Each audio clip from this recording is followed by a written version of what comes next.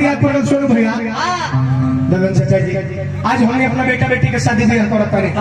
तो बारात में चाहे खातिर ऑर्केस्ट्रा डाल लेता है ना तो मुझे लेकिन पहले पुरानिया काका चाचा दादा बाबा लोग के रोबी ऑर्केस्ट्रा के नाम निशान ना आ रहा ओबरी का चलत रहे ओबरी लवांड के नाच चलत रहे जननी की ना जननी लवांडा लोग जब बॉन्ड फन के स्टेज पर आवे ए दादा अरे रहो ए आई वो के डेरे पे आ जा साटा बनेला साटा मंच पर जब लवांड लोग आवे लवांड लोग हाथे हाथे गुलफिया तनी लीलार पर चलावे करे चाप जननी की ना जननी मंच पर आवे लोग का करे लोग पहले तमाम श्रोता समाज के प्रणाम करे लोग कैसे पहले की तमाम श्रोता समाज को मैं अपनी ओर से हार्दिक अभिनंदन करती हूँ। तब एक बाद में ढेर बांध लो कैसे पहलो एज सरस्वती ने सुर दिया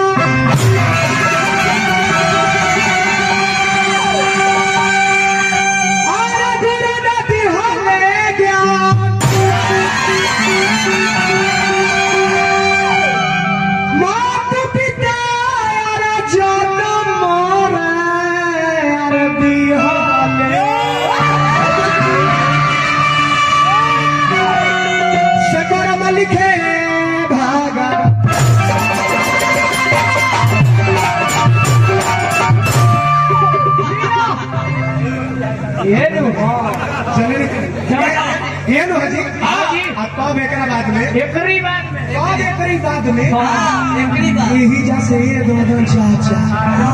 कान पर लुगवा घेर के कहे लोग पूर्वी मारे लोग पहले बारात टिकट रहे बनानी में टिकट रहे एक दिन रात दो दिन बारात टिकट जब नाच खड़ा होके लवांडा लोग समियाना से मुड़िया झाँक के देखे लोग तो सिहिर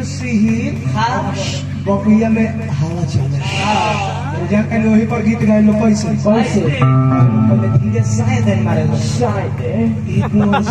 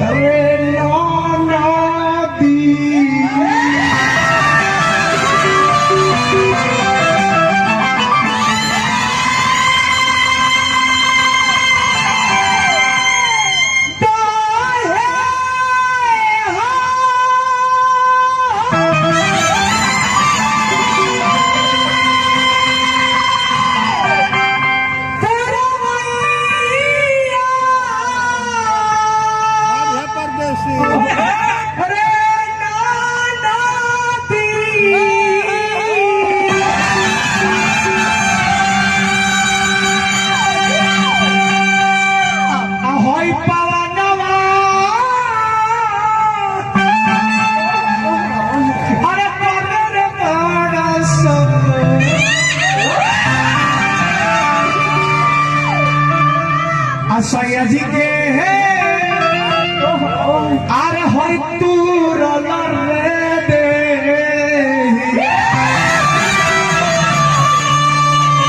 आए ही जगह के कमाल देखा लो कैसे अतरो दिया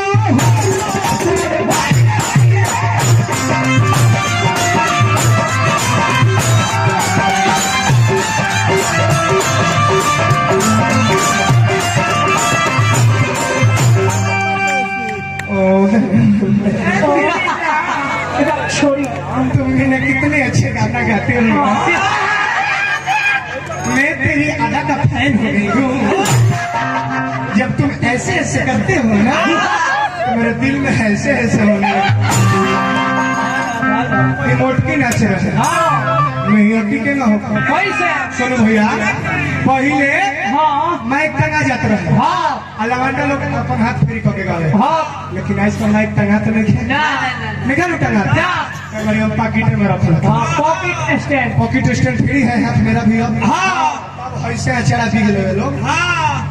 ही पर हाथ रख के एक आयरन की ये पर हाथ रख के हाथ में उठा के हेजे धो के नहीं का डाल के तेरे मरा छोकरा ये जगह के कहल जाला अरे सैया जी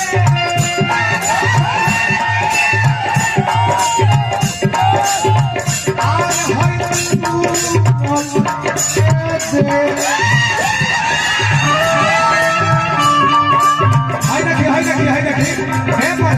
पर हाथ ना उठा हाय देखी अरे हे पर ध्यान दी हे पर ताकि हे पर अरे वो हे पर ताकि हे पर ध्यान दी हे पर कलेक्टर हाय देखी हे पर राजा जी के अरे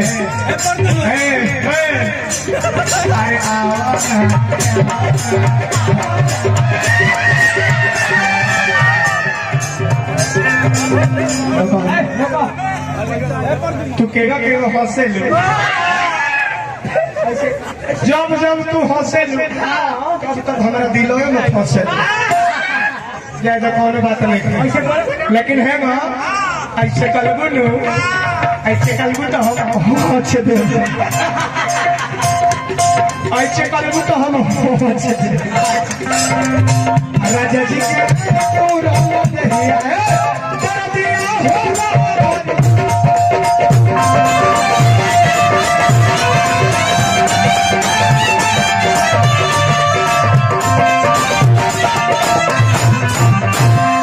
रात बाकी है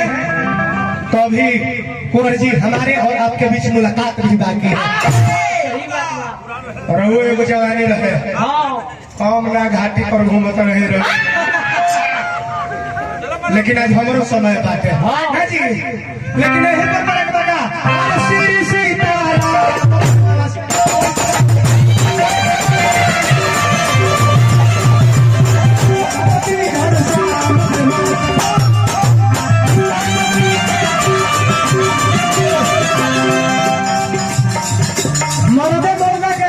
मौगा से बहरिया की तरह मर्द के रोक कर चिन्हा जाए मर्द के बहबा की तरह मौगा जाए के बाद तो मौगा जाए मौगा जाए आज अपना मौगा रहे सब बाबा की तरह मर्द के भाव करता नीमन 5-10 हजार के कपड़ा लता पहना देबो देखे में लगी की बात कोनो अफसर के लड़का एसपी का लड़का जहाँ एक डेग चली नु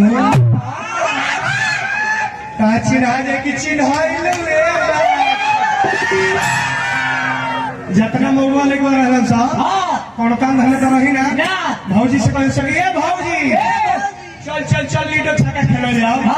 लीडो छक्का बैठा लिया सकले खाते जाना नहीं कि ना जाना नहीं आ पहले छक्का जना रहला 20 सारी अंगुरी है सभी के तरह छक्का आओ कुर आई कहली नचा के आहे अपन दी है सब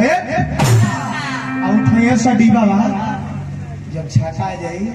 तो कह सकिए भौजी लेकिन कई मौगहन के चिन्हा है लेकिन बाबू